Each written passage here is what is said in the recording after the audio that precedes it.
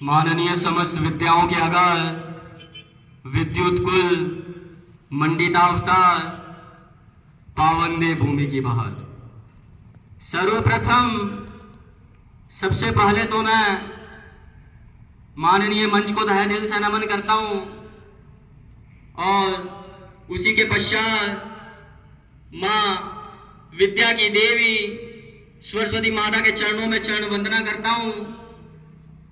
आदरणीय अध्यापकगण, प्रबुद्ध श्रोतागण साथियों, आज मैं एक ऐसे विषय पर बोलने जा रहा हूं जो हमारे समाज और युवा के भविष्य पर गहरी चोट कर रहा। क्या आपने कभी सोचा क्यों एक युवा जो कल तक अपने माता पिता का सहारा था आज नशे की गिरफ्त में आकर अपनी ही जिंदगी बर्बाद कर रहा है।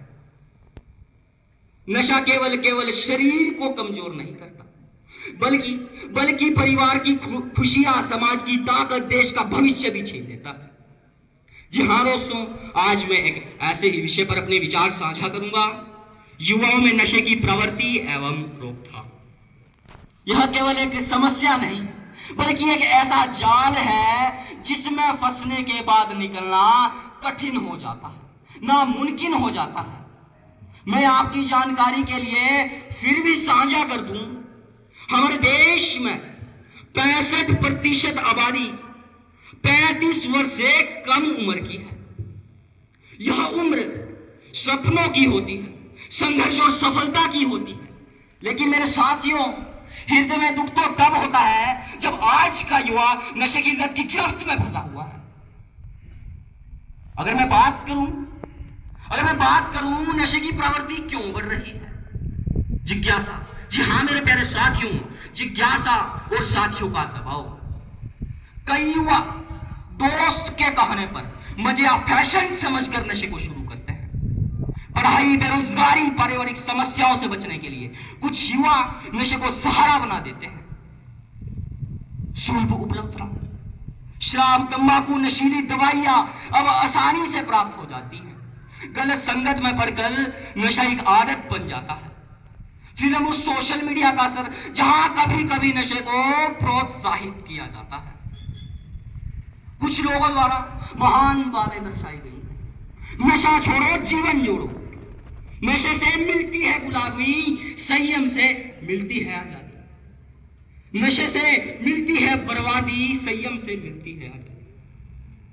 अगर मैं बात करूं नशे के दुष्परिणाम क्या है, स्वास्थ्य हानिकारक, फेफड़े, लीवर, मस्तिष्क पर गहरा असर, एडिक्शन से मानसिक रोग भी उत्पन्न।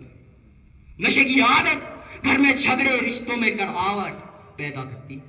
चोरी, हिंसा, सड़कघाट से इसका बड़ा कारण नशा है।